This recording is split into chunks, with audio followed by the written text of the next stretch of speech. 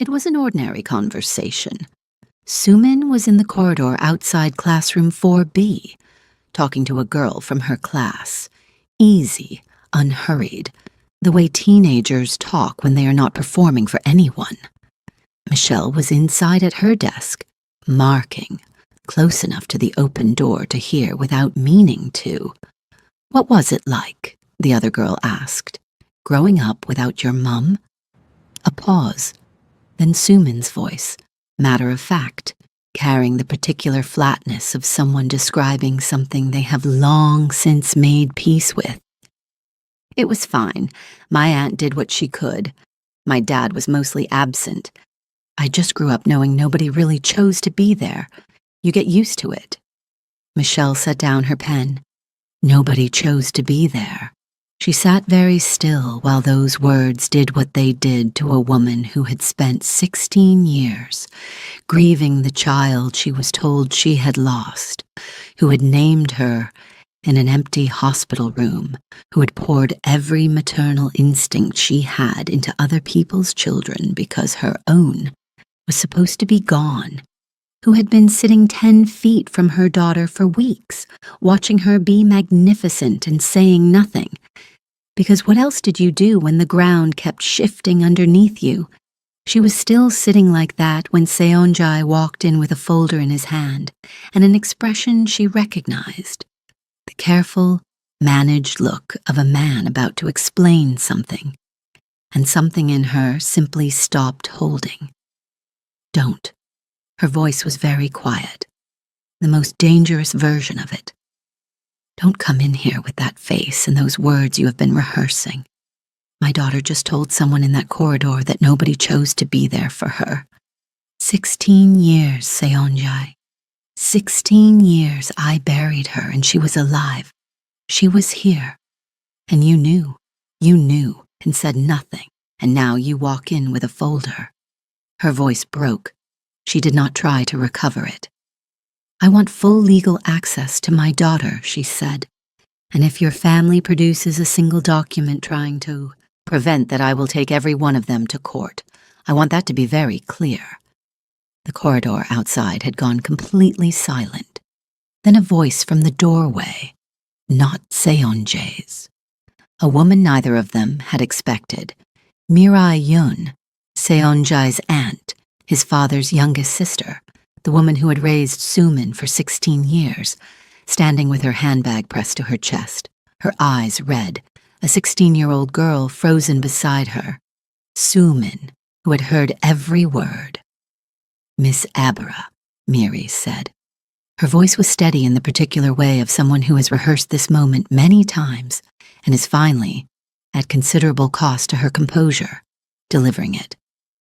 "I came because you deserve to hear the truth. All of it. What they did to him, what they made him sign, what they threatened to destroy if he ever came to you." She looked at Seonjae. "Tell her," Mirai said, "or I will." Sumin looked at her father. Michelle looked at her daughter. Seonjae looked at the floor. The corridor waited. Chapter 1. Nobody moved for a long moment. Then Seonjae stepped fully into the classroom and closed the door behind Mirai and Sumin, with the quiet deliberateness of a man who has decided that the time for managed spaces is over. He pulled a chair from the nearest desk and sat in it. Miri sat. Sumin stayed near the door with her arms at her sides and the expression she wore when she was absorbing something faster than she could fully process it. Michelle did not sit. She stood at the front of her classroom with her hand still against the edge of her desk, and she looked at Mirai. "How long have you known?" Michelle asked. "All of it. From the beginning." Mirai set her handbag carefully on the desk beside her. "I was not part of the decision. I want to be absolutely clear about that. I was told what had been done after it happened, and I was told to be quiet. And I was 24 years old, and I did not have the courage that I am trying to have now." She paused. "I am sorry for that. I have been sorry for 16 years, and I understand that being sorry in private is not the same as being useful. Start, Michelle said to Seonjai. He looked at Sumin first. You should hear this too, he said. All of it. I should have told you before I told anyone else in this room. Sumin moved from the door and sat on top of the nearest desk with the unself-conscious ease of someone who has stopped asking permission for the space she occupies. She looked at her father with the expression of someone who has been waiting a very long time for a room to finally be honest. Your grandmother, Seonjai began, did not simply tell the hospital to lie. It is important that you both understand exactly what happened, because the version I have allowed to circulate has been too simple, and simple versions protect the wrong people. He paused. He looked at Michelle. After the library, after I came back from my parents and told you what they wanted, you told me you did not want me at the birth. Do you remember? Michelle was very still. I remember, she said. That decision, he said, was yours. And it was right, and it was the most dignified thing you could have done. I understood it. I stayed away because you asked me to, and because I owed you that much. He paused. My mother knew. She had been watching everything between us. She understood that if you went into labor while I was absent, she had her window. But she did not trust the window alone. Sumin looked between her parents. The evening before you went into labor, Seonjai said, my mother came to my flat. She brought food. I did not question it. She was my mother, and I was 22 and exhausted, and I thought it was an attempt at kindness. He stopped. I woke the following morning in my own bed, unable to account for 12 hours. My phone had been moved. There were missed calls from the clinic on it that I had not heard, and my mother was sitting at the end of my bed when I opened my eyes. The room was completely still. She had sedated me, Seonjai said. Put something in the food or the drink, enough to ensure that even if I had second thoughts during the night, even if I had decided to go against your wishes and be there anyway, I physically could not. She removed that possibility entirely. She drugged you, Michelle said. Not a question. The words landing with the weight of something that has found its correct and terrible shape. Yes. When I found out the full truth 4 years later and confronted her, she did not deny it. She said it was necessary to ensure I did not make a decision I would regret. He looked at his daughter. She told me when I woke that morning that there had been complications, that you had gone into labor early, that the baby had not survived, that you had already been told and did not want to see me. And you believed her, Michelle said. I was still half sedated and 22 years old, and she was sitting at the end of my bed with her hands folded, he said, and I had spent my whole life being told that she knew best. Yes, I believed her. Michelle looked at him, at the exact specific shape of what had been done to both of them, and something in her face shifted, not softening, not forgiving, but recalibrating the way a compass recalibrates when it has been pointing at the wrong thing. Your strength, he said quietly. The thing you did, walking out of that library with your dignity intact, telling me to stay away. She used it. She was waiting for it. The best thing you did was the thing she turned into a weapon. He held her gaze. I should have told you that the moment I came back. Michelle looked at him for a long time. Then she turned to Mirai. The clinic, she said. A small private maternity clinic, Mirai said. The family had been donors for years.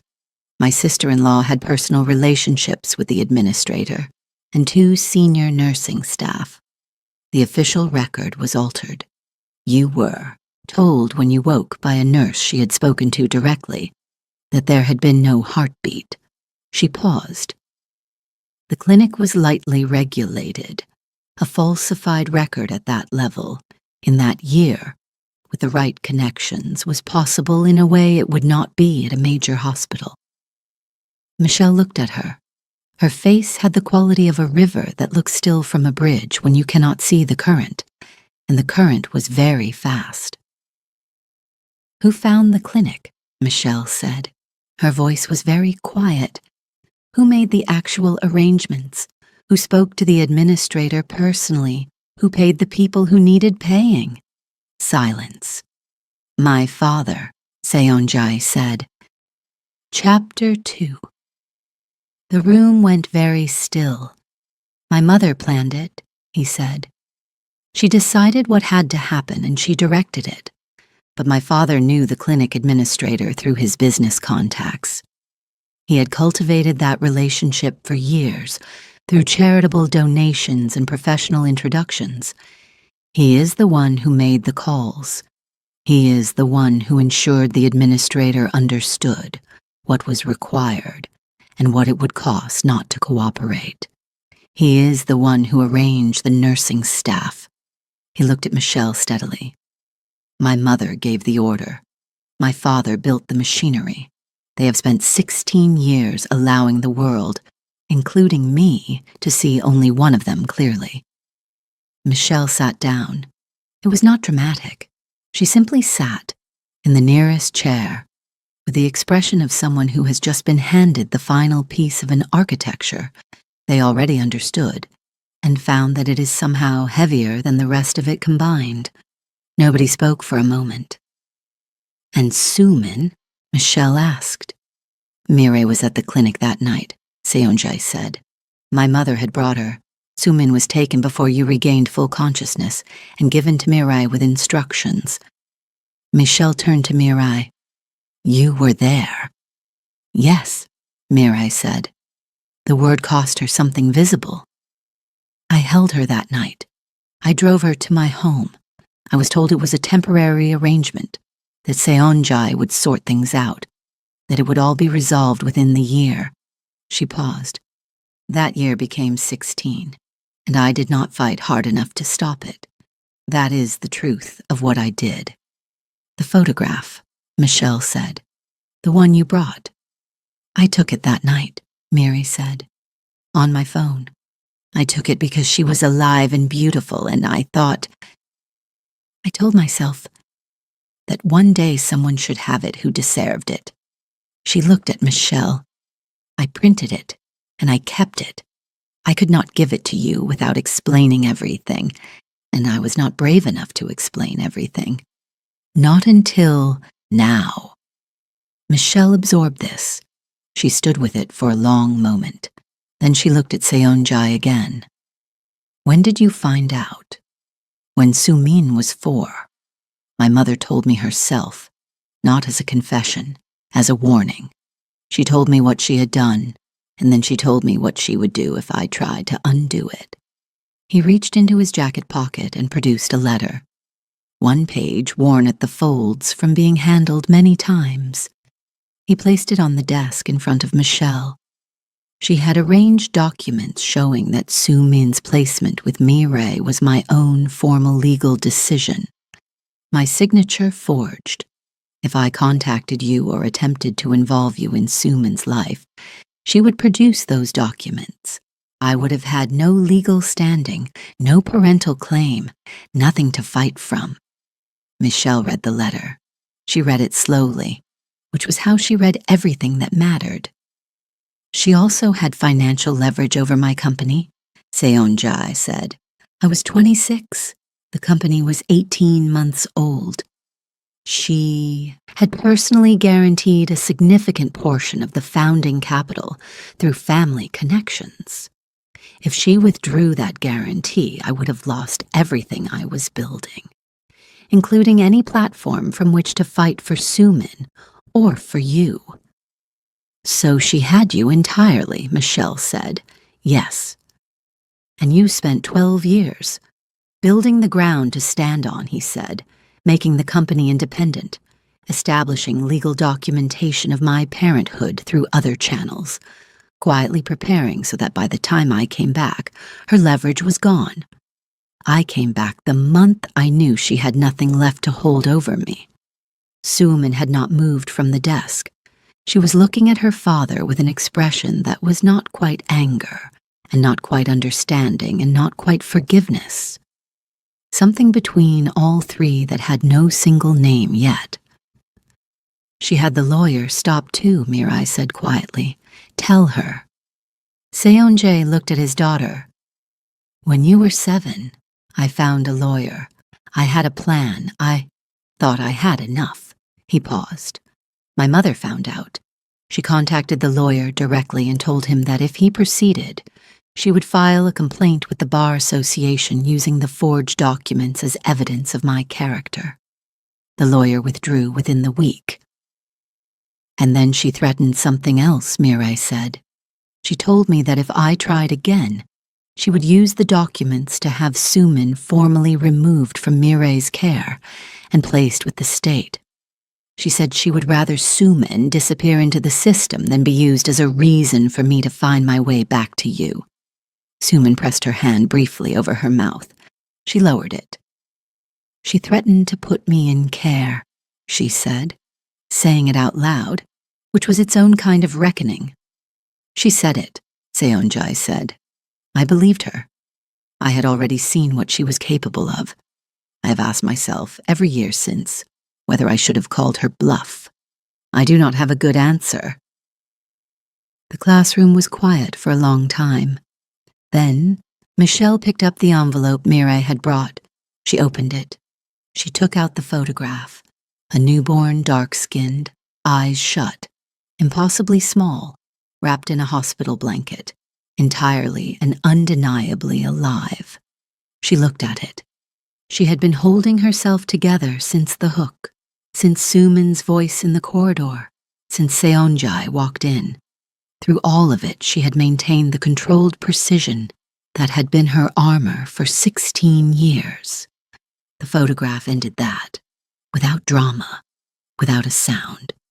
She simply sat down in the nearest chair, pressed the photograph against her chest, and wept in the full and unmanaged way of a woman who has been keeping something sealed for 16 years and has finally been given the right to open it. She did not make it quiet. She did not perform it for anyone. She simply let it happen entirely. So Min got off the desk. She crossed the classroom and crouched in front of Michelle's chair and took both her hands without waiting to be asked. Michelle looked at her daughter through the blur of it. I named you Essie. Essie Ogini, she said. In the room, before they told me.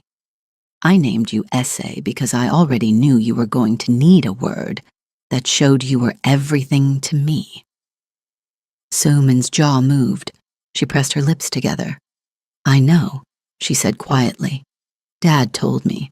God's gift, Michelle said. It means God's gift. And you are... She stopped. She held the photograph closer. You are so much more than I even imagined. Suman leaned forward and rested her forehead briefly against Michelle's. It lasted 3 seconds. It cost her nothing and everything at the same time. Seonjae stood at the back wall with his hands in his pockets and looked at the ceiling. Mirai looked at her lap. Nobody said anything for a long while. When Michelle finally straightened, she wiped her face with the back of her hand. She looked at Mirai. Thank you for coming, for bringing her. I should have come years ago, Mirai said. I have no more excuses left, and I am not going to invent any. Michelle stood. She held the photograph. I need some time, she said. All of you, I need some time. They left. Seonjae last, pausing in the doorway. Michelle. She did not look at him. I know, she said. Go. He went. The door closed. The classroom was empty except for Michelle and the photograph of a baby who had not, as it turned out, been gone at all. She sat with it until the building went dark around her. She did not try to compose herself. She let the grief have the full size of what it actually was. When she finally picked up her phone, she called her sister. She said 3 words. I need you. Kes did not ask any questions. She said, "I'm coming." She booked the flight while Michelle was still on the line. Chapter 3. The following morning, Michelle walked into Principal Cha's office before first period. She sat down and told the principal what had happened in classroom 4B. Not the full family history, but the relevant professional facts. A parent had arrived unexpectedly. A confrontation had taken place. Students in the corridor may have overheard, and Michelle wanted the school to have the information before anyone else brought it to them. Principal Cha listened with the careful attention of a woman who had been running a school long enough to understand that human situations do not confine themselves to professional hours. "Are you all right?" she asked when Michelle finished. "I will be," Michelle said.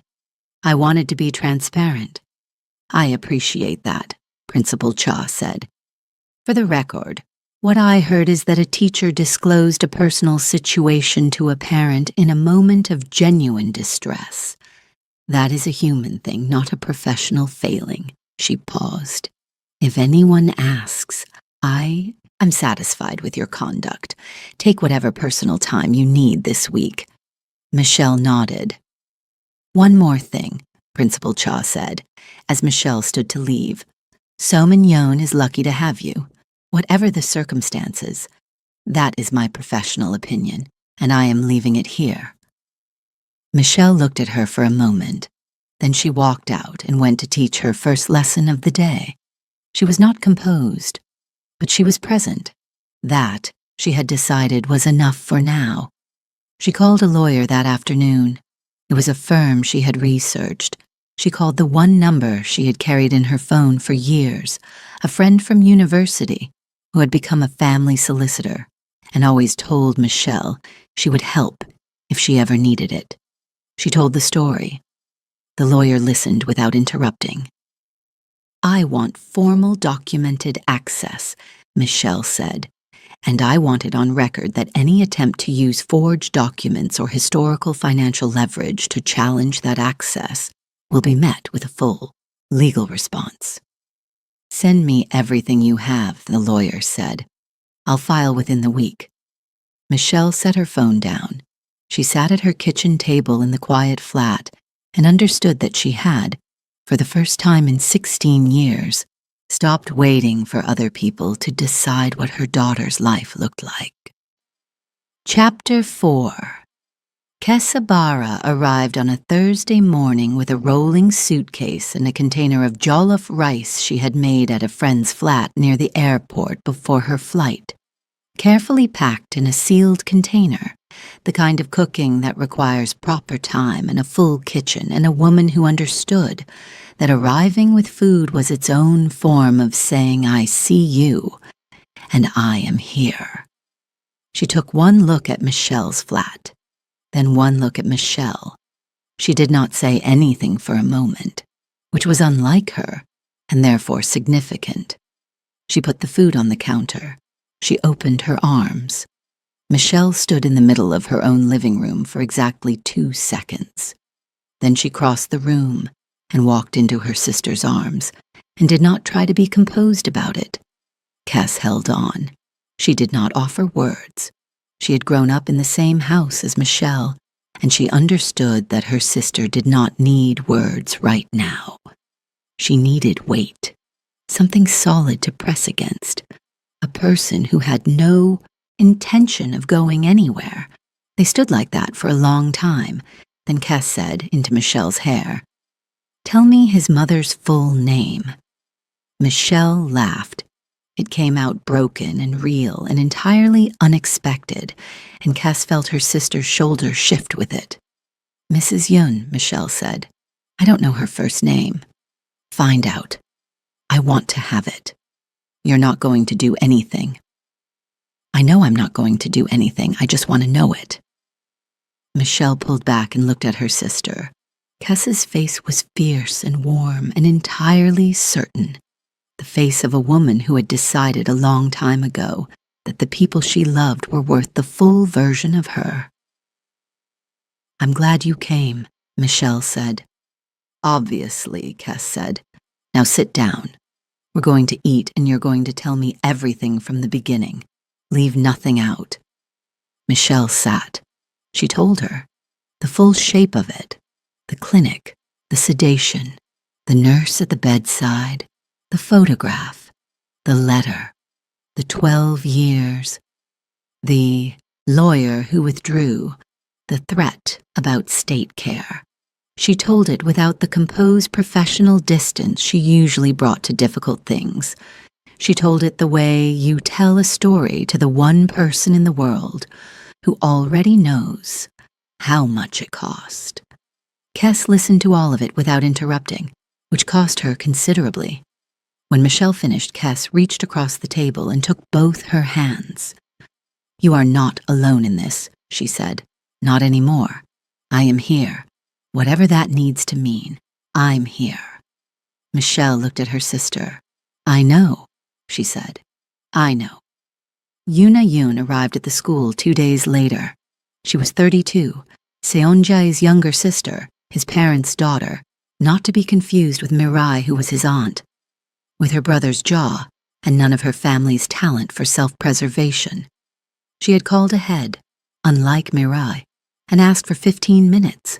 Michelle had said yes. They sat in classroom 4B. Yuna sat with her hands folded and her back straight, and told Michelle what she had been carrying for 16 years, that she had been just a teenager the night her parents made the decision, that she had been in the house and had heard enough through the door, that she had been sent to her room and had stayed there, and had spent the years since telling herself she would say something the following year. Every year the following year arrived, Yuna said, and the machinery of my family's silence was so old and so well maintained that I could never find the right way in. She looked at Michelle directly. Until I heard Soo-min say, at a family gathering 3 months ago, that she had grown up knowing nobody chose to be there. She said it so easily, like it was simply a fact about herself, like it was just who she was. Yuna paused. That was the moment I decided I was done waiting for a better time. What are you going to do, Aunt I? Michelle asked. I've already begun, Yuna said. There are people in my parents' community who have respected them for decades on the basis of a version of this family that is not accurate. I have been speaking to the right people, not publicly, personally, with the documentation my brother gave me access to. She paused. My mother will understand within the week that the version of herself she has spent decades building is beginning to change in the rooms she cares about most. Michelle looked at her. This is not about revenge for me, she said. I want to be clear about that. It is about Soo-min having the truth of where she comes from, and about the people who made those decisions understanding the full weight of what they did. Those things are not separate, Yuna said. No, Michelle said. They're not. Kes met Yuna in the corridor afterward with the particular expression she wore when she was deciding what to do with a person. So you're the one who knew, Kes said. Yes. For 16 years. Yes. A pause that was its own sentence. I respect that you came, Kes said finally. However, it does not make me happy with you. I'm not happy with me either, Yuna said. Kes looked at her for another moment. Then she stepped aside from the doorway. There's food in the classroom, she said. My sister needs to eat. You're going to help me make sure that happens. Yuna blinked. Come on, Kes said. I don't repeat myself. Yuna followed, and that, without ceremony or announcement, was the beginning of something. Chapter 5. 4 things that happened while everyone was keeping quiet 16.5 years earlier. The last day the university library was quiet on a Thursday afternoon in late November. Michel had chosen this room deliberately, public enough that he would not make a scene, private enough that she could leave without an audience. She was 5 months pregnant, and the chair she had been sitting in for the past hour had not been kind to her back, which was the most ordinary detail in the world, and somehow the one she kept returning to. She had been waiting for 15 minutes. When Seonjae arrived, he sat across from her with the expression she had been watching develop over the past 3 weeks, the expression of a young man who has been pulled in 2 directions so hard that the middle of him has begun to show the strain. "I can't," he said. He did not dress it up or soften it or approach it from the side. She had always loved that about him, the directness, even when the direct thing was terrible. "I can't fight them. I don't know how to fight them and keep anything." She had known this was what he was going to say. She had known it for 3 days. Knowing had not made sitting across from him any less difficult. "You don't have to fight anyone," she said. "You just have to choose." "Michel, I'm not asking you to choose me," she said. "I am asking you to choose your daughter. That is a different thing, and I think you know that."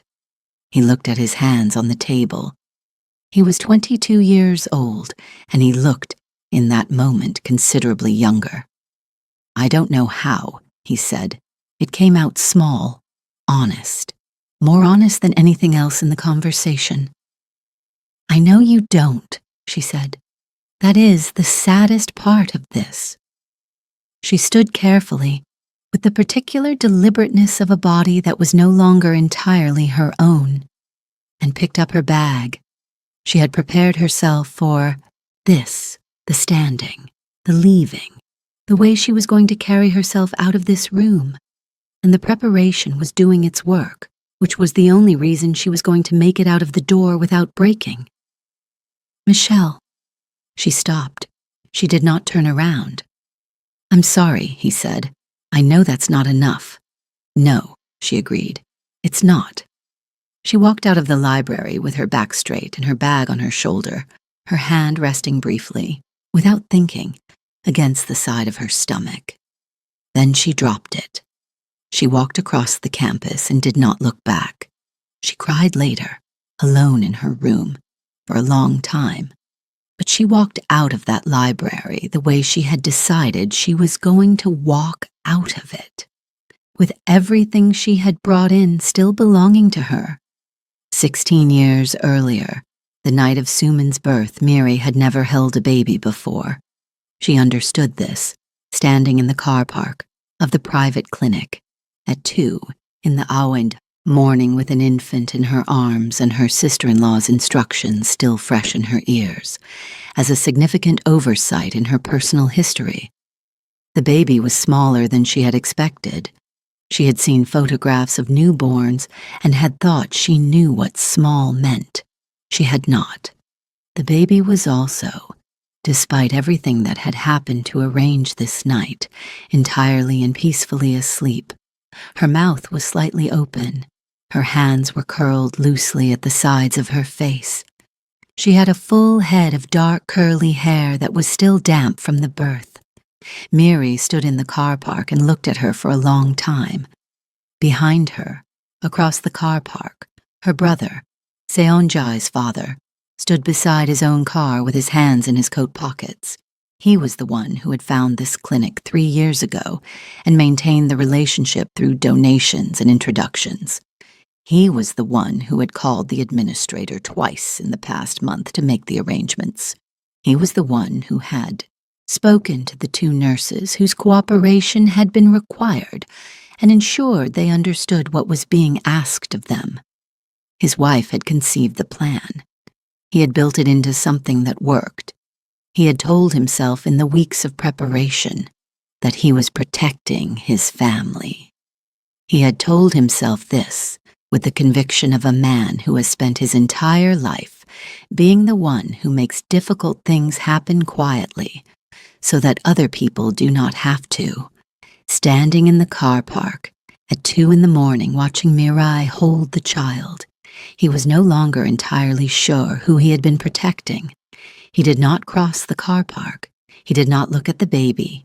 He stood at his car with his hands in his pockets and looked at the ground until Mireille's headlight swept across him as she pulled away.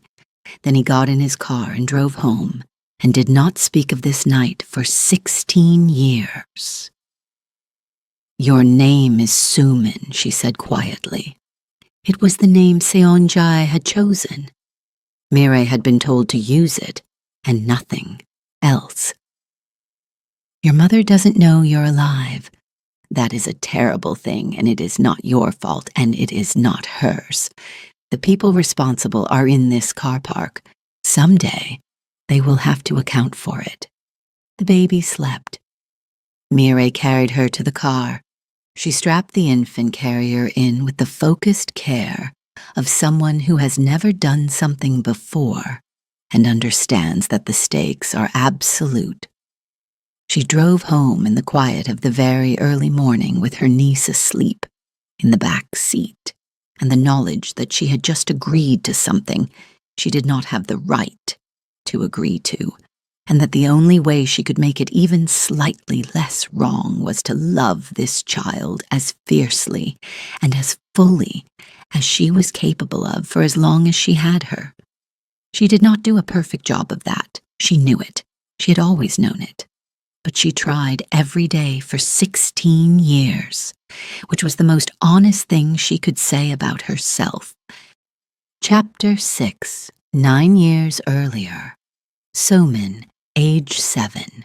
The aunt's house was having a good week. Miri had taken Sumin to a children's theater performance on Saturday. Something about a talking fox and a girl who kept getting lost and finding her way home. And Sumin had sat in the dark with her eyes very wide and completely forgot, for 2 hours, that she was a child who had questions nobody would answer. On Wednesday afternoon, a man came to the door. Mirai answered it.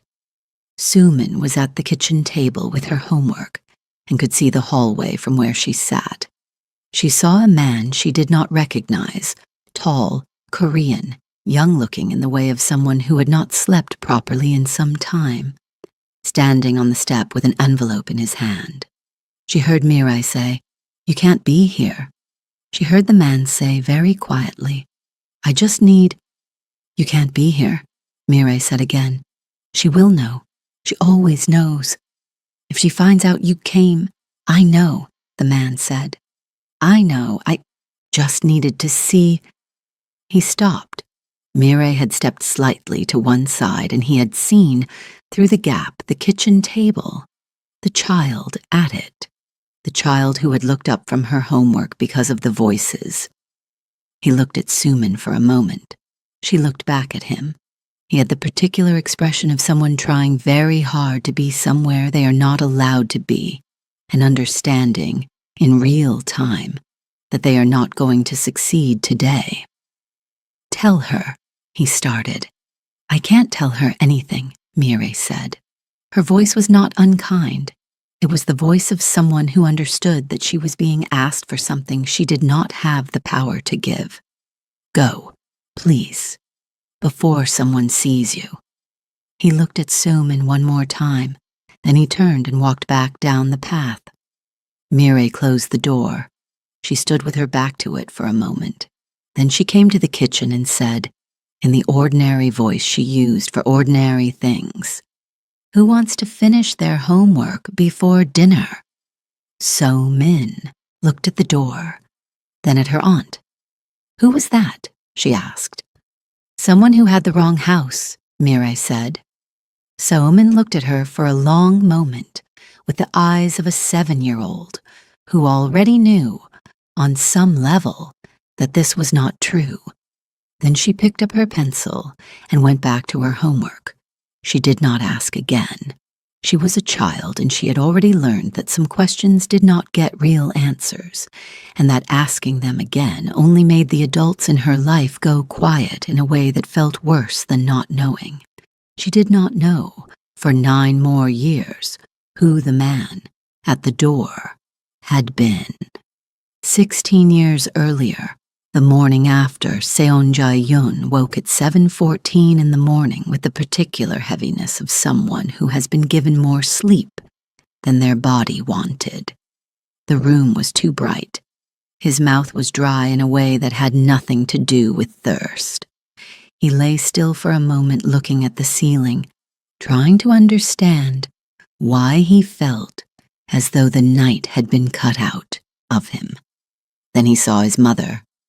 She was sitting in the chair at the end of his bed, with her hands folded in her lap and her face arranged in the careful expression she used when she had already decided what the truth was going to be.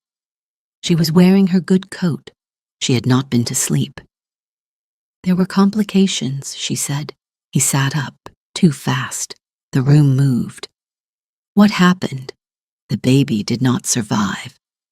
The words came out with the controlled precision of someone who has rehearsed them carefully. The clinic called last night. There was nothing to be done. Michelle has already been told. She does not want to see you. He looked at her. He looked at her for a long time. He looked at the phone on his nightstand, moved slightly from where he always kept it, which he noticed and did not know what to do with. He looked at his hands. He looked at the window, where the morning light was entirely indifferent to what had just been said in this room. I need to go to her, he said. She does not want to see you, his mother said again. Steady, certain. A door closing. She was very clear. Respect her wishes, Seon-jae. It is the only thing left you can give her. He sat on the edge of his bed for a long time with his hands hanging between his knees. He did not know then that the heaviness in his body was not grief. He did not know that the 12 hours he could not account for had been arranged by the woman sitting in that chair. He did not know that at that moment in a clinic across the city, a woman he loved was being told by a nurse that there had been no heartbeat. He knew only that he had failed Michelle in the library, that he had not been there, that she had asked him not to be there, and he had honored it, and now it was too late, and there was nothing left to honor. He believed every word his mother said. He sat on the edge of the bed until his mother left the room. Then he pressed his face into his hands, and the morning went on without him. He did not know, for 4 more years, that the thing he was grieving had not died. He did not know that she was alive. He did not know that she was in a car on the other side of the city in her aunt's arms, entirely and stubbornly present in the world. Chapter 7. Back in the present, in classroom 4B, Kes looked at Yuna across the desk between them. He came to the house, Kes said. She had been told the full story while Michelle was in with Principal Cha. When Sumin was 7, he stood at the door. Yes, Yuna said. And she saw him. Yes. Mireille told me. She said Sumin looked at him from the kitchen table and didn't look away. Yuna paused. She said it was the hardest thing she'd ever had to do, closing that door. Kes sat with this. Your brother loves his daughter, she said finally. It was not absolution. It was an observation delivered with the precision of someone who gives credit exactly where it is due and nowhere else. Yes, Yuna said. He always did. He just didn't know how to fight for it against the people who were supposed to be on his side. Cass looked at her for a moment longer. Then she pushed the container of jollof rice across the desk. Eat, she said. You look like someone who hasn't eaten today. Yuna looked at the container, then at Cass. Thank you, she said. Don't thank me yet, Cass said. I'm still deciding what I think of you. That evening, Mrs. Yun received a phone call from her closest friend in the community. The friend asked, with the careful courtesy of a woman carrying an uncomfortable question, whether there was anything the family might want to address before further conversations took place. whether there was a situation involving Seonjae and a child and a young woman, and certain arrangements that people were beginning to hear about. Mrs. Yun gave a composed answer. Her voice did not waver. She said everything was perfectly manageable. After she hung up, she sat in her immaculate sitting room for a very long time. The house was quiet around her. Every surface in its proper place. Every object where it had always been. The room that had always been her kingdom. It was the first time in 30 years that the room did not make her feel safe. She called Seonjae. He did not answer. She called again. He did not answer. She sat in the quiet and understood, for the first time, that silence could also belong to other people. On Friday evening, Sumin came to Michelle's flat for dinner. Kes opened the door and looked at her with the frank, interested attention of someone comparing a description to the real thing and finding the real thing considerably more. "You have your mother's hands," Kes said, "and your grandfather's forehead on the other side. That is an interesting combination." Sumin looked past her at Michelle. "Is she always like this?" she asked. "Yes," Michelle said. "Come in." Kes had cooked too much, which was her way of saying, "I care," without the vulnerability of saying, "I care." She asked Sumin questions across the table with the direct, genuine attention of someone who had decided this girl was worth her full interest. Sumin answered carefully at first, then less carefully, then not carefully at all. By the end of the evening, she was talking about the aunt's house, the clock that ticked too loudly, the ceiling tiles she had memorized, the particular quality of a silence that has no warmth inside it. She talked about it without self-pity and without performance, the way she talked about everything that genuinely mattered. Kes listened to every word. When Sumin finished, Kes looked at Michelle across the table with the expression their mother used to make when something was more important than the words available for it. Neither of them said anything, but Sumin saw it and filed it somewhere quietly, and did not yet examine what she had filed. When Seonjae arrived to collect her, Kes opened the door. "Kesabara," she said, not extending her hand. "Seonjae Yun." He met her expression without flinching. "I flew from London because my sister could not hold herself together," Kes said. "I want you to have that information." "I know," he said. "Thank you for coming." She had not expected that. It did not soften her expression, but it shifted something behind it. She stepped back inside. Sumin appeared in the hallway in her jacket. She looked between Kes and her father with the sharp attention she brought to rooms where adults were managing something. Then, without making anything of it, she slipped her hand into Seonjae's as they walked to the car. He held on the entire way down the path. In the flat, Kes turned to Michelle. "He took the full Kesabara and didn't flinch," she said. "I know," Michelle said. "That's not nothing." "I know that too," Michelle said. She went to make tea and said nothing else. But Kes had known her sister for 38 years, and she could see in the particular set of Michelle's shoulders as she filled the kettle that something had shifted since the last time she had looked. Dami Oke stopped Michelle in the corridor on Monday morning. He was carrying 2 coffees, which was how he navigated most things, with something useful in hand, and no agenda visible. "I heard there was some difficulty last week," he said, not pressing, just acknowledging. "Some," Michelle said. "Are you all right?" "Getting there." He nodded. He handed her one of the coffees without making a production of it. "For the record," he said, "you handled things with more grace than most people would have. And for whatever it's worth, I meant what I said, about him being good for you." He paused. "I'm glad I said it, even if the timing was terrible." She looked at him. "You're a good person, Dami," she said. I know, he said pleasantly. It's one of my better qualities. Good luck, Michelle. He walked away. She stood in the corridor with the coffee and the uncomplicated warmth of someone who had seen things clearly and asked nothing for the seeing. Chapter 8. Dr. Imara Sioon's office was on the 4th floor of a building that smelled of coffee and carpet and was lined, Michelle noticed the moment she walked in, with books.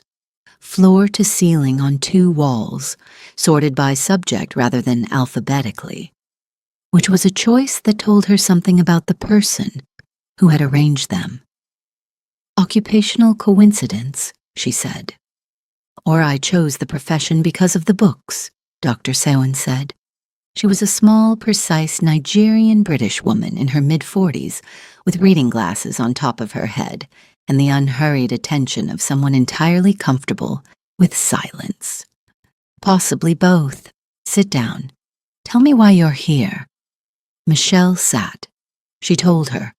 The full shape of it, the clinic, the sedation, the nurse at the bedside, the photograph, the 16 years, the classroom, the hands. She told it with the precision she brought to everything important. When Michelle finished, Dr. Sioon looked at her for a long moment. You've told that very cleanly, she said. I'm a teacher, Michelle said. I organize information.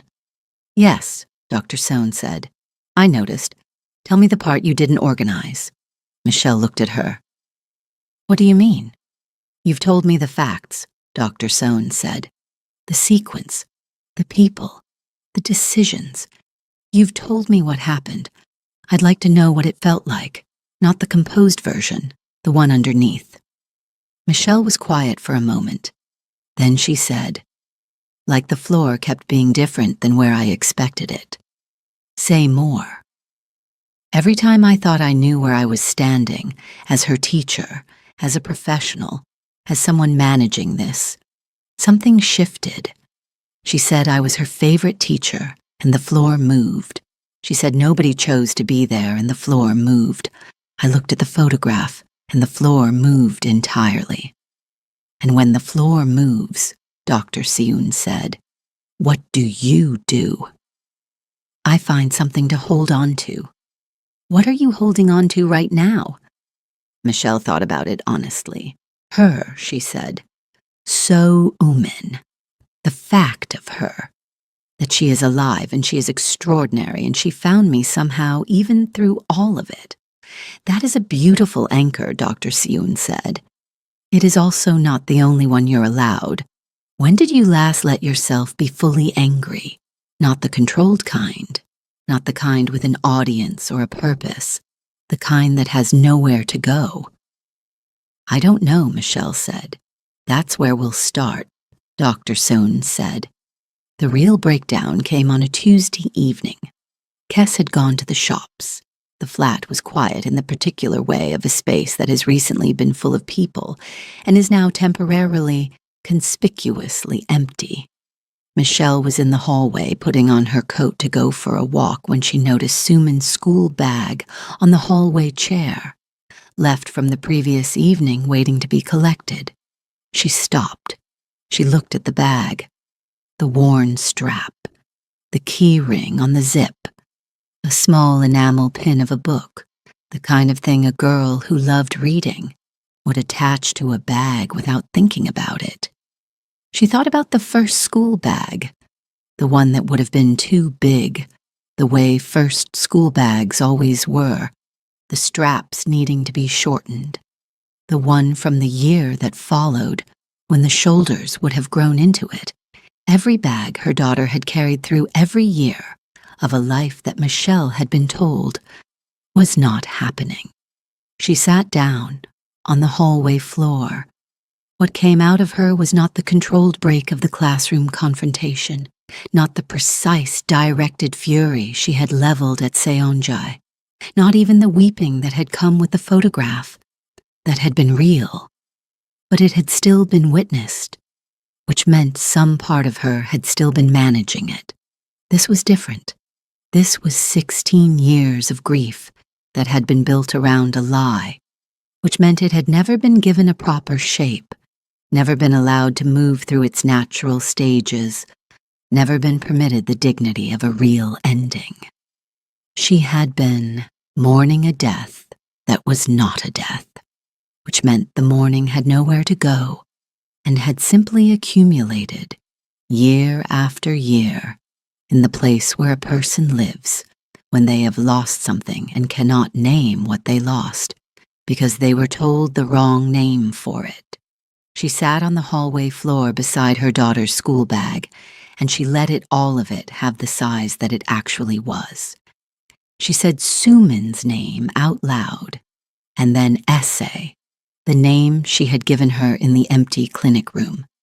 And the saying of both names in the same breath did something to the grief that had no clinical description but was entirely necessary.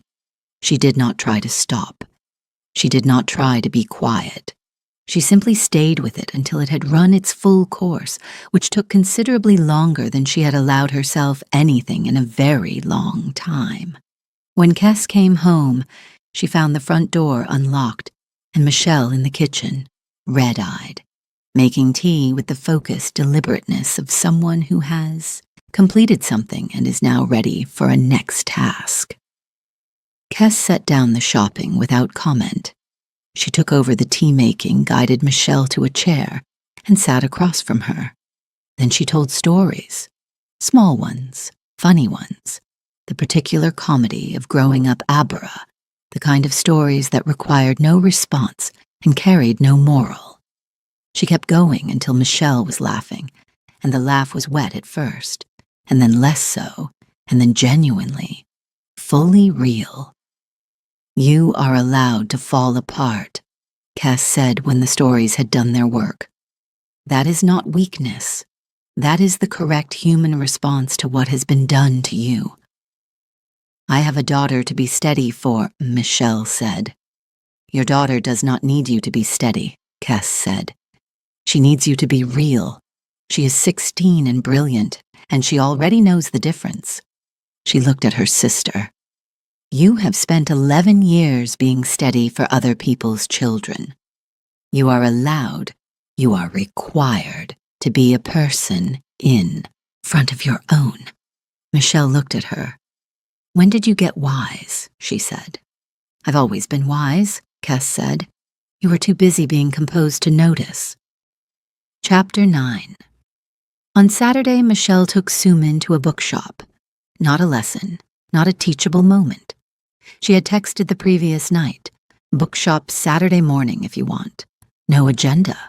Suman had replied, "I'll be there."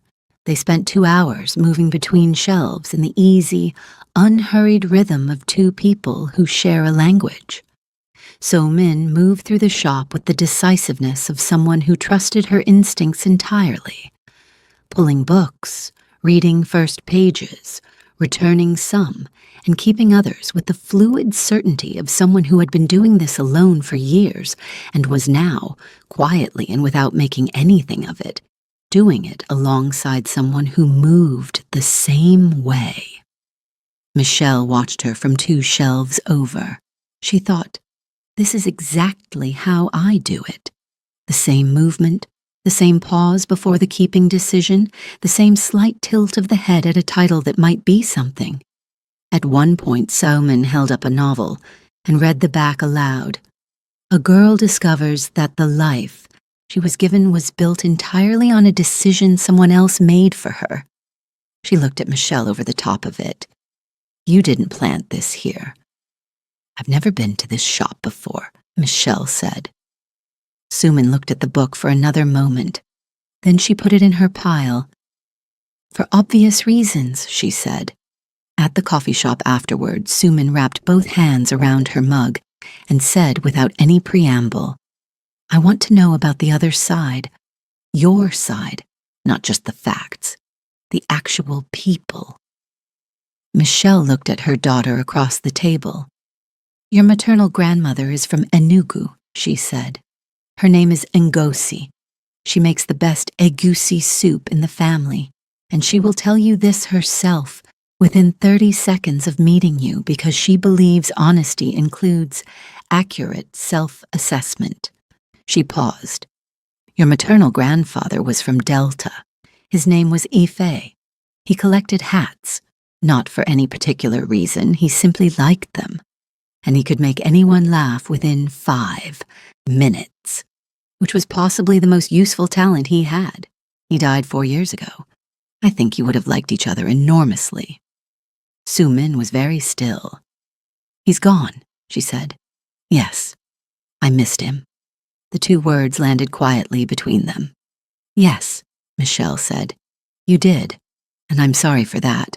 That is one of the losses I cannot give back. She paused. But your grandmother is very much alive and extremely formidable, and I think meeting her is going to be one of the more significant events of your life. Sumin looked at her mug. Then she looked up. Will you teach me, she said. The language, the food, the things I missed, all of it. I've been waiting 16 years, too, Michelle said. Something moved across Sumin's face that had not yet found its proper language. Something between arrival and recognition. The expression of someone who has spent their whole life standing at a door and has just understood that the door was never locked. Then her phone buzzed. She looked at it.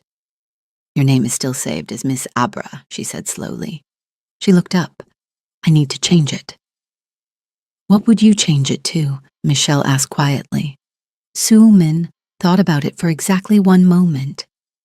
Michelle, she said, for now, until I find the right word. Michelle is a good word, Michelle said.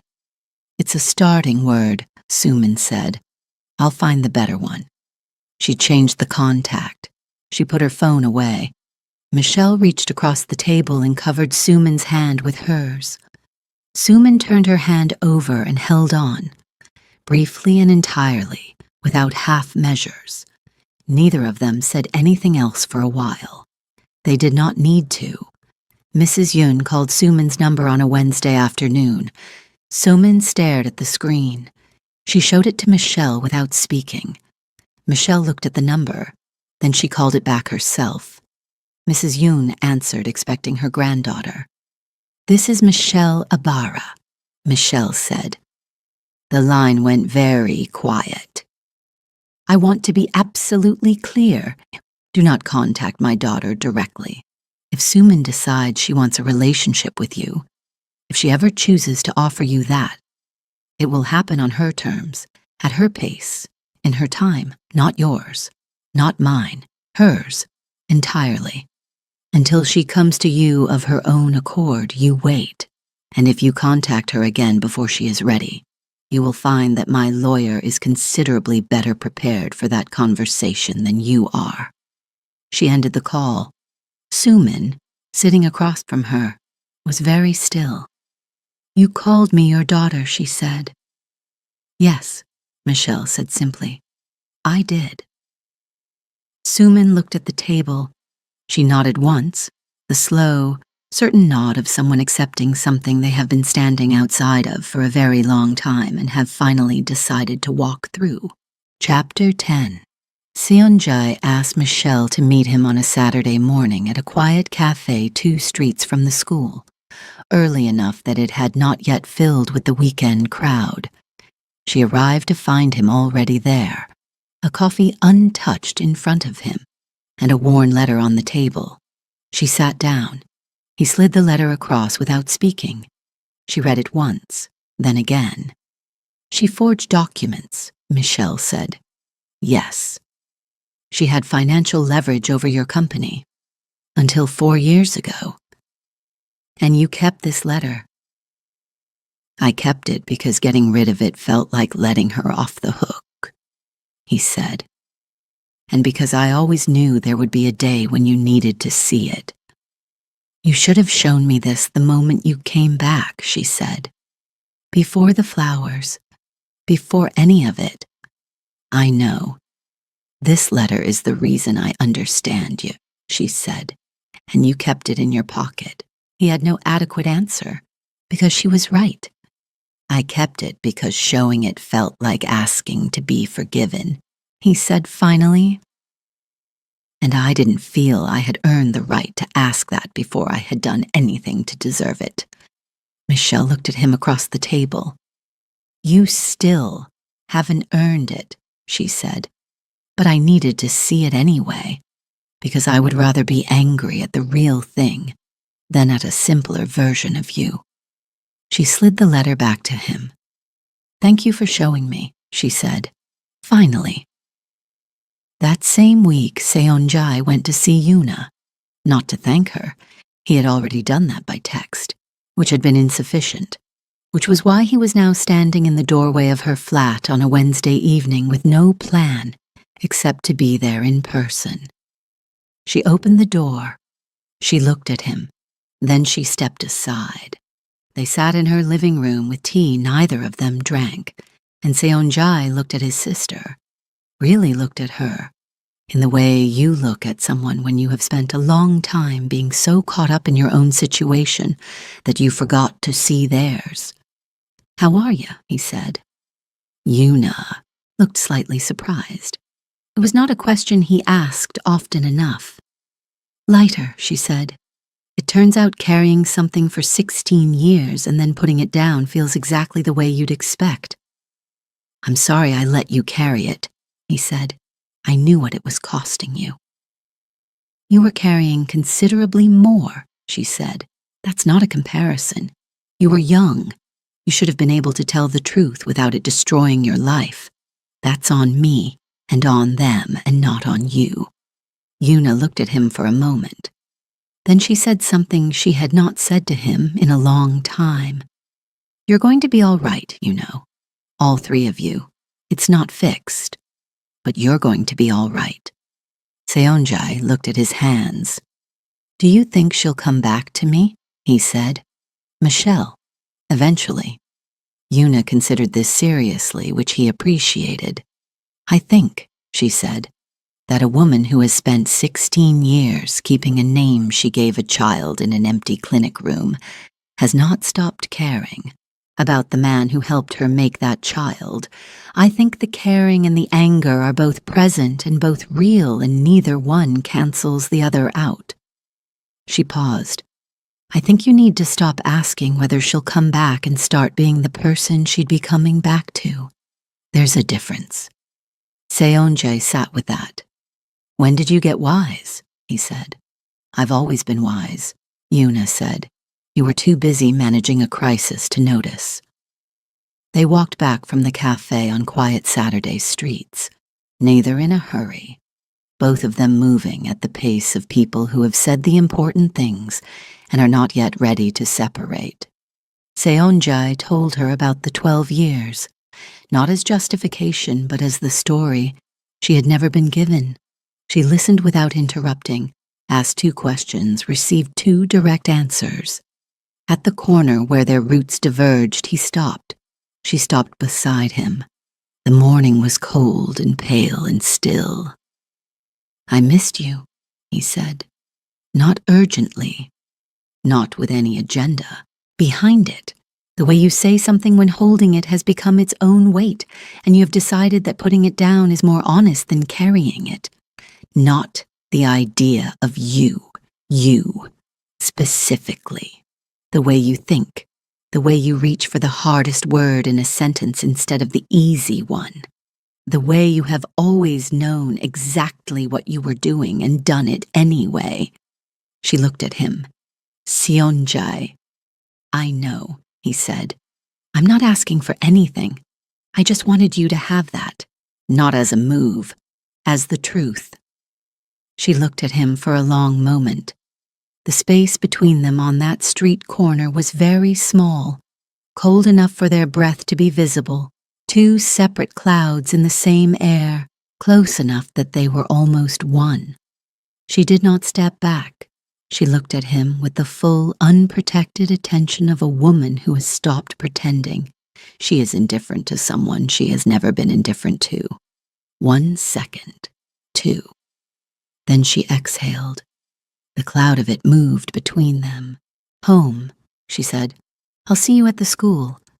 She walked away. He stood at the corner and watched her go. The particular way she walked, the straight back, the pace that never rushed, until she had turned the corner and was gone. He stood there a moment longer. Then he put his hands in his pockets and walked home. Chapter 11. 3 days before Yuna went to the church, Mr. Yun came to the school alone. He had not told his wife. He had not told Seonjai. He had simply risen early on a Thursday morning, dressed in the quiet of the bedroom while his wife was still sleeping, and driven to Hanyul Academy before first period. He asked for Ms. Abara at the front desk. He gave his name. He said it would not take long. Michelle came down to the reception area. She stopped when she saw him. Not the composed family unit she had faced in the conference room, but a man alone, without his wife's language, or his wife's posture, or any of the architecture they had built together. He was simply standing in a school reception area in a good coat, looking considerably older than he had looked across the conference table. "I would like to speak with you," he said, "if you are willing." She looked at him for a long moment. "Come in," she said. She took him to an empty room on the ground floor. Not her classroom, not the conference room where the formal confrontation had taken place. A neutral space, a table, 2 chairs, nothing on the walls. He sat down. He placed his hands on the table. He looked at them for a moment. Then he said, "I found the clinic." Michelle was very still. "My wife planned it," he said. "She decided what needed to happen and she directed every step of it. But the clinic was mine. I had cultivated that relationship for 3 years. I made the calls. I spoke to the administrator. I arranged the nurses." He paused. "My wife gave the order. I built the mechanism through which it was carried out. I have spent 16 years allowing the world, and my son, and my daughter, to believe that she was the architect and I was simply a man who did not stop her. That is not accurate. I was not a man who failed to stop her. I was a man who made her plan possible. He was not composed. He was not using the careful language of managed apology. He was simply sitting across from her with the truth laid out in front of him, like a verdict he had been deferring for 16 years and had finally, at considerable cost to whatever remained of his self-image, decided to deliver. "I told myself I was protecting my family," he said. "I told myself my wife was right, that the match was wrong, that the child would complicate things that did not need to be complicated, that we were doing what responsible parents do when they see their son making a decision that would cost him everything." He looked at Michelle. "I believed that. For the first years, I genuinely believed it.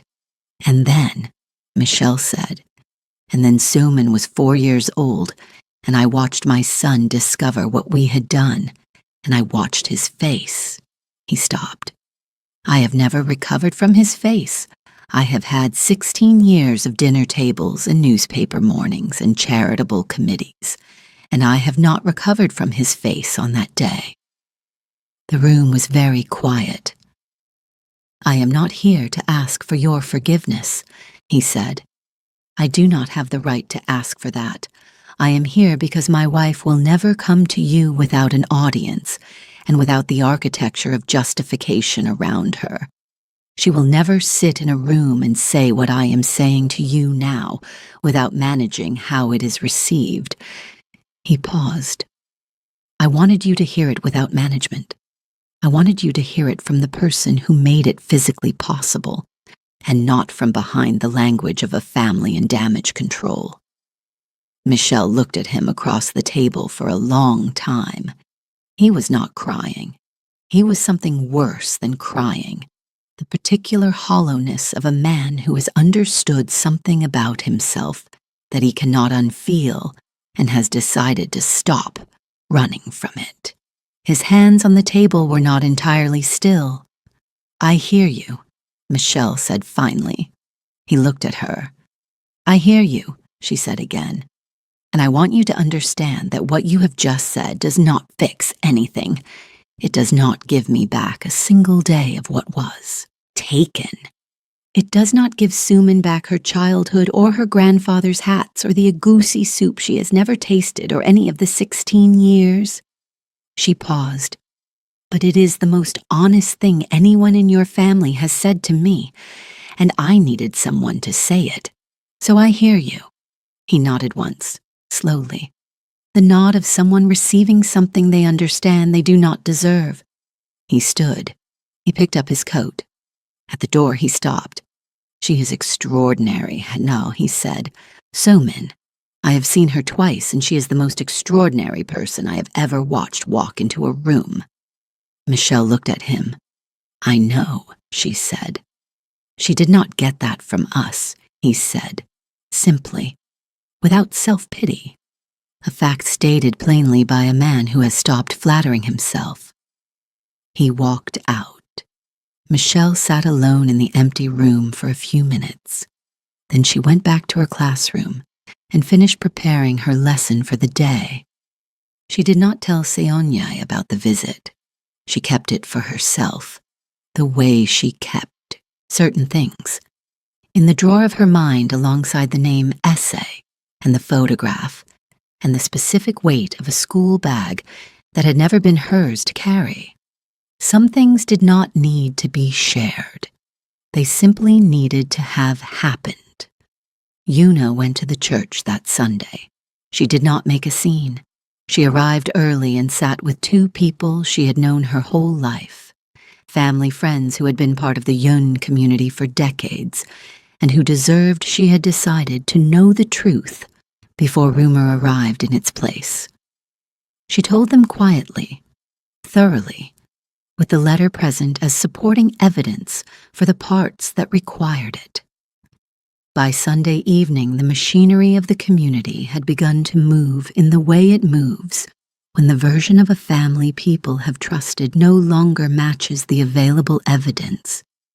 By Monday morning, the charity board had called. By Monday afternoon, 3 expected invitations had not arrived. Mrs. Yun called Seonjae in a fury that was the first, genuinely uncontrolled thing he had heard from her in 32 years.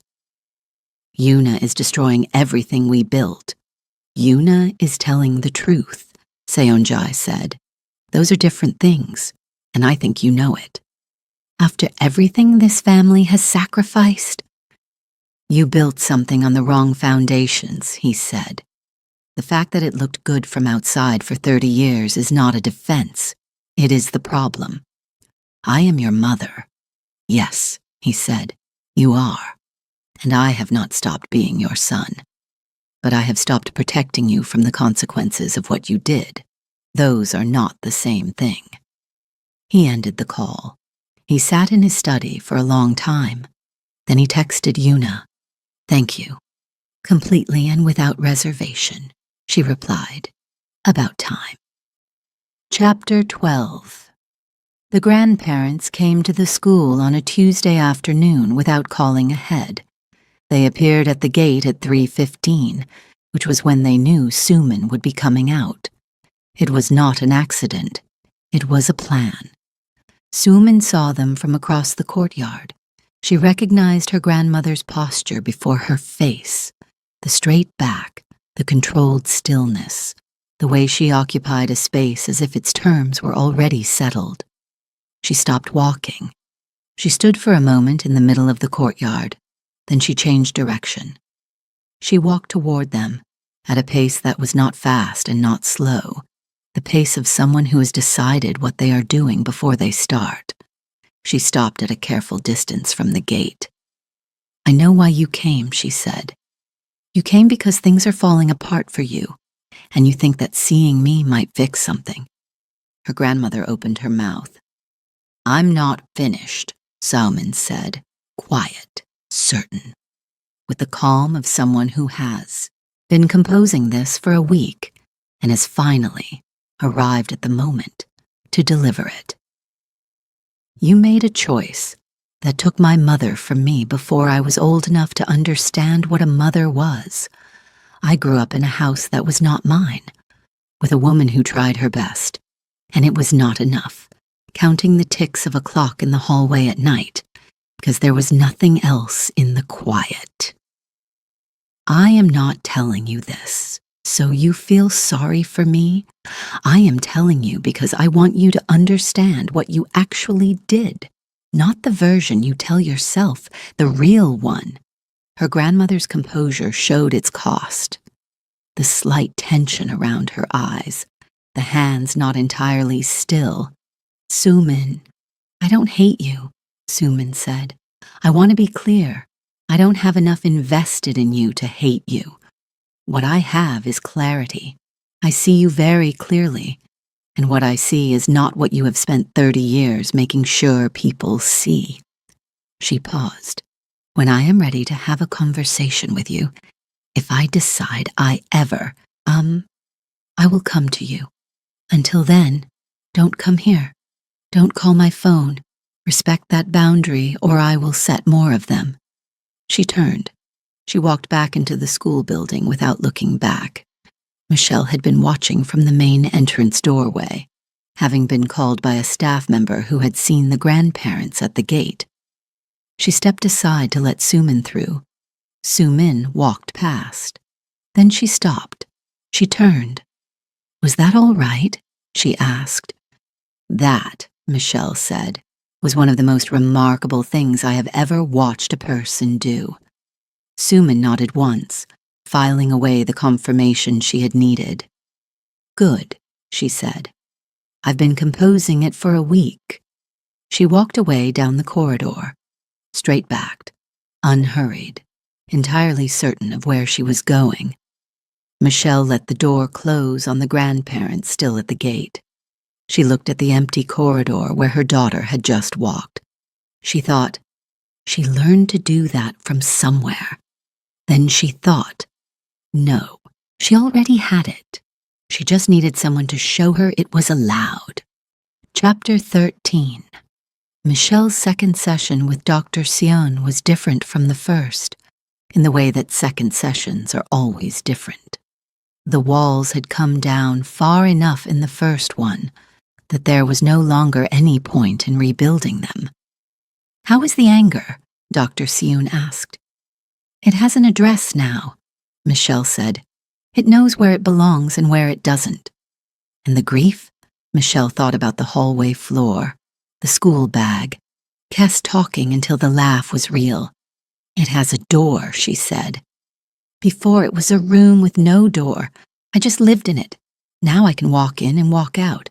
It's the same room, but I'm not locked inside it anymore. What changed? Dr. Sion asked. I let it have its full size, Michelle said. I stopped trying to keep it at a manageable size, and I let it be as large as it actually was.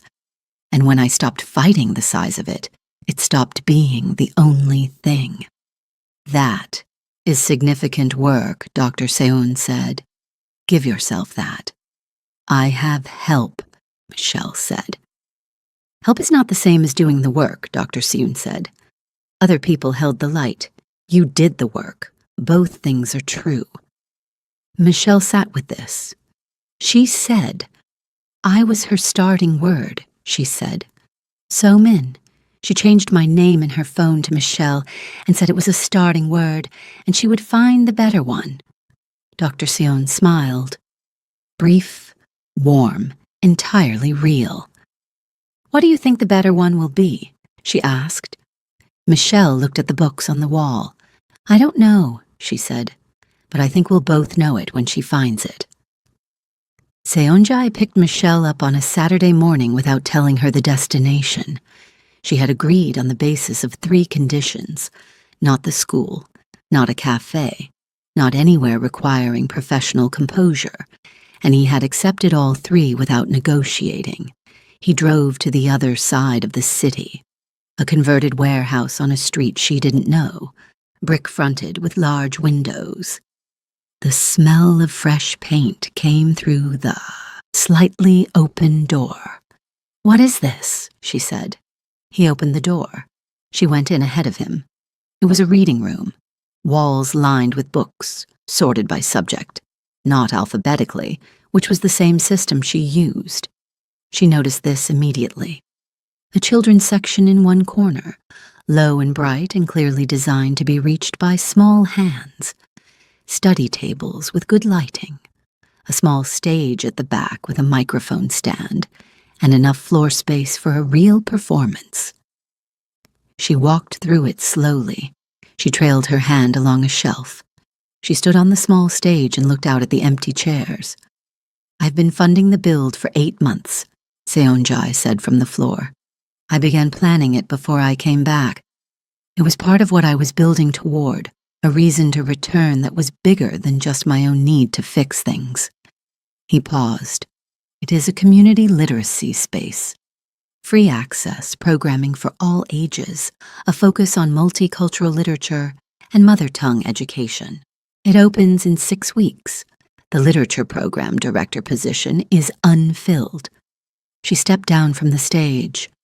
"The salary is real," he continued. "The hours sit around a teaching schedule. I am not offering it because of us. I want that to be entirely clear. I am offering it because it should be yours.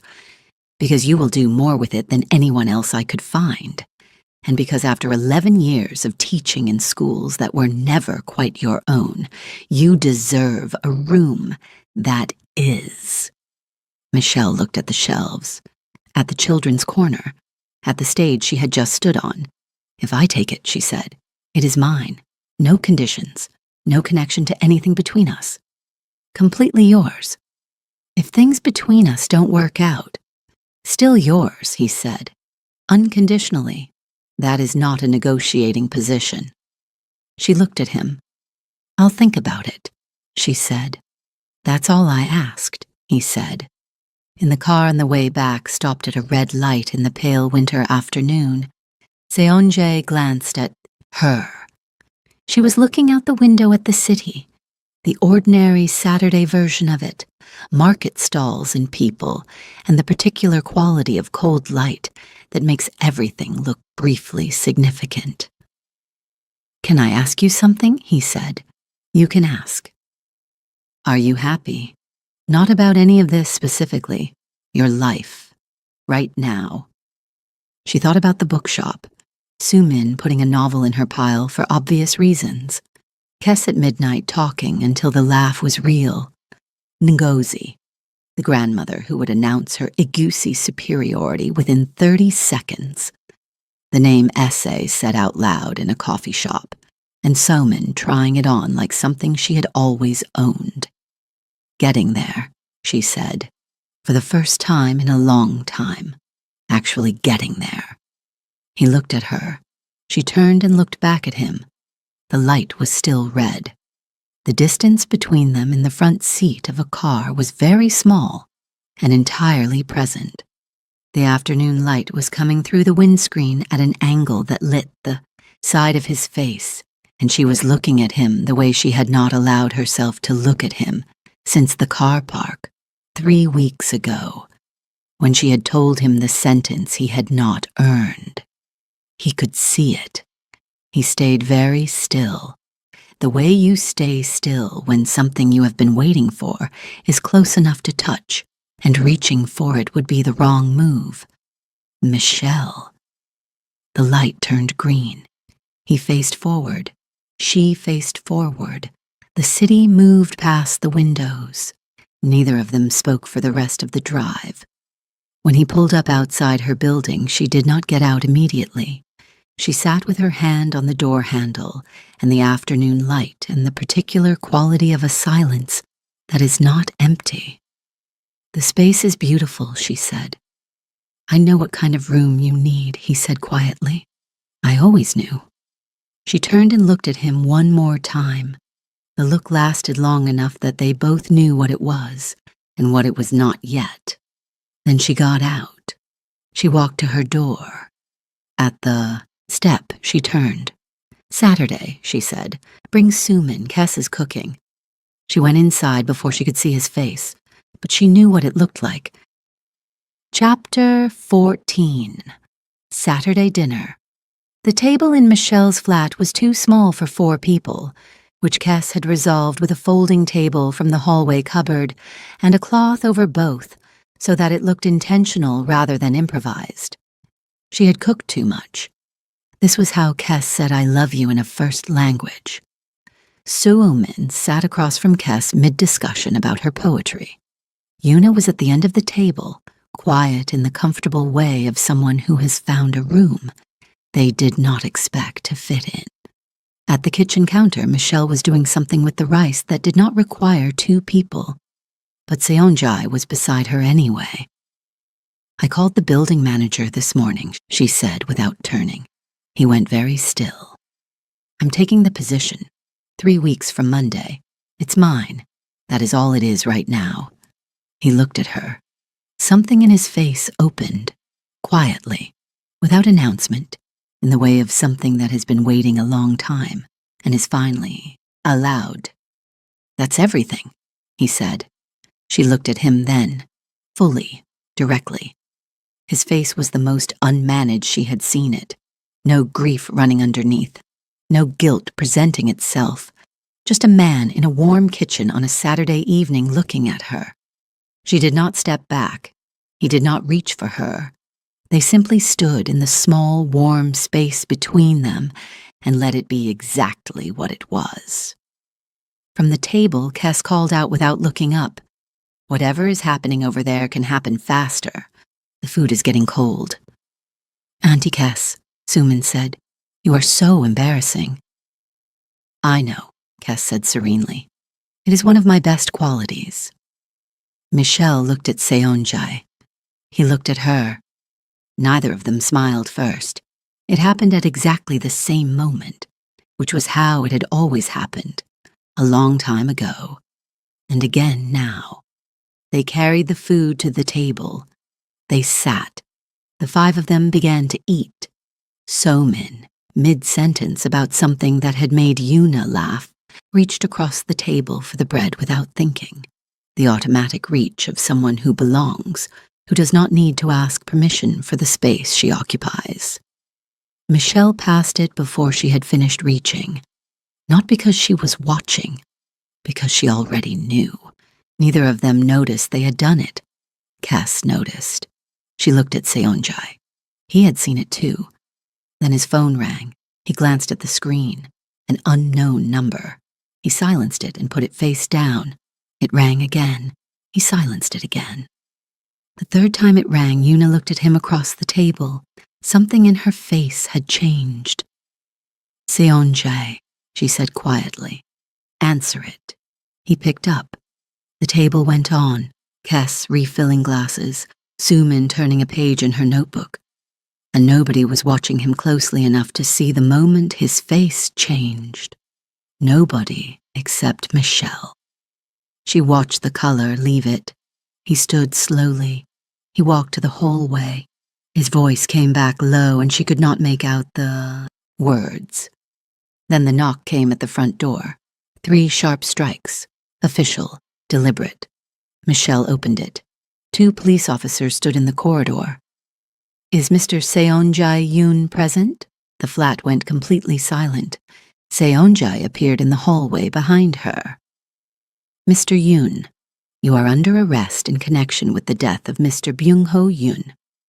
Suomin stood up from the table. Yuna pressed both hands flat against her mouth. Michelle did not move. She stood in the doorway and looked at the officers, and then at Seonjae, and then at the officers again. His father, she said. You're saying unalived. His father. The officer looked at her. Ma'am, please step aside. End of part 2. Part 3 coming soon. If you made it to the end of this one, thank you. From the bottom of my heart. This story has been one of the hardest and most rewarding things I have built on this channel, and knowing you are here watching every part means everything to me. Now let me know, do you really believe Seonjae unalived his father? Or do you believe he was framed? Or maybe he did this to prove himself to Michelle? Like this video, share it with someone who needs a good story. Subscribe to V's Afro Soul Love, and come back for part 3. It is going to be worth the wait.